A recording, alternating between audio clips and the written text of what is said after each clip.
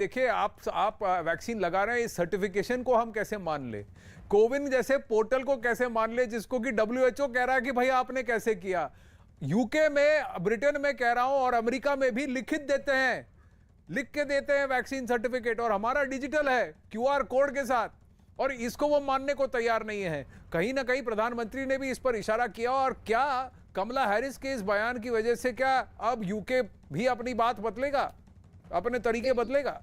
देखिए, यूके की जो साम्राज्यवादी मानसिकता है, वो औपनिवेशिक समय की जो मानसिकता है, उनको बदलने की आवश्यकता है। वो कभी कभी उनको अभी भी वो जो है ना, पुराना जमाना याद आता है। दे नीड टू अंडरस्टैंड कि अभी भारत का जो कोवैक्स है, इसको दुनिया के कई राष्ट्र इस को ले रहे हैं। जो हमारा जो तरीका है वो उनसे काफी ज्यादा उन्नत है, और मुझे लगता है कि हमें इसके बारे में व्यर्थ चिंता करने की आवश्यकता नहीं है। देर सवेर ब्रिटेन लाइन पर आ जाएगा। हमें ब्रिटेन की उतनी जरूरत नहीं है जितनी ब्रिटेन को हमारी जरूरत होगी। ये बात हमें अच्छी तरह से समझ लेनी चाहिए। आज के विश्व के परिवेश में हमारे को उनकी उतनी जरूरत नहीं है जितनी उनको है। और अमेरिका का ये तो राजपाट सब चला गया, लेकिन गद्दी अभी तक नहीं छूटी है मानसिक तौर से। यही उनकी तकलीफ है, वो भी छुड़वा देंगे। ये भी बात है, आपने जो कहा ठीक कहा कि आज हमको ब्रिटेन की जरूरत नहीं है, ब्रिटेन को हमारी जरूरत है। आगे बढ़ते हैं, आलोक जी बने रहिए हमारे साथ। प्रधानमंत्री नरेंद्र मोदी ने कोरोना से लड़ाई, जलवायु परिवर्तन और क्वाड बनाने में अमेरिका की भूमिका की भी तारीफ की। राष्ट्रपति बाइडेन और आपने अत्यंत चुनौतीपूर्ण माहौल में अमेरिका का नेतृत्व संभाला और बहुत ही कम समय में कई उपलब्धियां हासिल की हैं। कोविड हो, क्लाइमेट हो या फिर क्वाड, सभी पर अमेरिका ने बहुत ही महत्वपूर्ण इनिशिएटिव लिए हैं। प्रधानमंत्री नरेंद्र मोदी ने भारत और अमेरिका को नेचुरल पार्टनर बताते हुए आपसी रिश्तों की नई ऊंचाइयों तक पहुंचने की उम्मीद भी जताई। भारत और अमेरिका नेचुरल पार्टनर है। हमारे मूल्यों में समानता है, हमारे जियोपॉलिटिकल हितों में समानता है, और हमारा तालमेल और सहयोग भी निरंतर बढ़ता जा रहा है। अब दोनों नेताओं के बीच हुई इस मुलाकात में अंतरिक्ष और तकनीक के क्षेत्र में भी एक दूसरे का सहयोग करने पर चर्चा हुई। सप्लाई चेन की मजबूती, नवीनतम टेक्नोलॉजी और अंतरिक्ष जैसे क्षेत्रों में आपकी विशेष रुचि है। ये क्षेत्र मेरे लिए भी विशेष प्रायोरिटी के हैं। इन क्षेत्रों में हमारे बीच सहयोग बहुत ही महत्वपूर्ण है।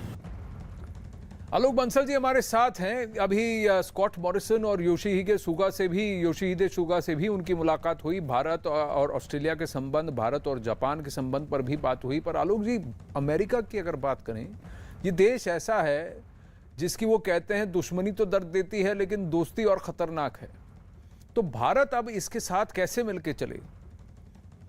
देखिए, मेरे ख्याल से ये पूरे दौरे का उद्देश्य ही यही है, क्योंकि मैंने कहा ना कि अमेरिका की दोस्ती के ऊपर प्रश्न चिन्ह खड़े हो गए थे, और उसी के लिए ये दौरा है। इस दौरे का प्रमुख उद्देश्य भी है। और दूसरी चीज हमें ये समझनी चाहिए कि भारत जो है एक बड़ा राष्ट्र है, कोई अफगानिस्तान या कोई बनाना रिपब्लिक नहीं है। और हमारी जो दोस्ती होगी अमेरिका से, वो बराबरी के उस पे होगी। हमें अमेरिका की जरूरत है तो अमेरिका को भी हमारी जरूरत है।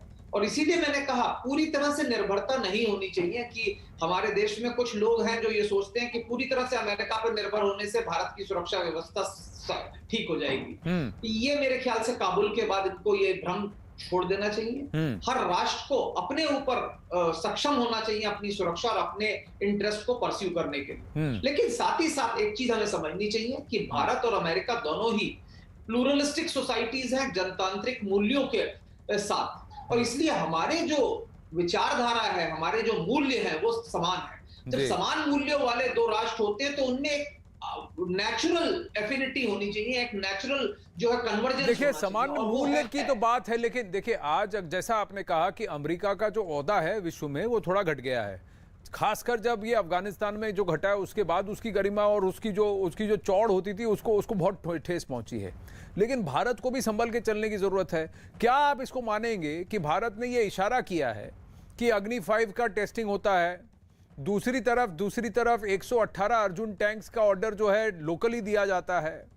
ये क्या भारत एक इशारा ये कर रहा है कि देखिए हम आपके साथ काम करने को तैयार है, लेकिन हम आप पर निर्भर नहीं है, हम आत्मनिर्भर होना चाहते हैं, आप पर निर्भर नहीं होना चाहते। क्या ये मैसेज भी जा रहा है? देखिए प्रधानमंत्री मोदी तो हमेशा से मेक इन इंडिया पे फोकस कर रहे हैं।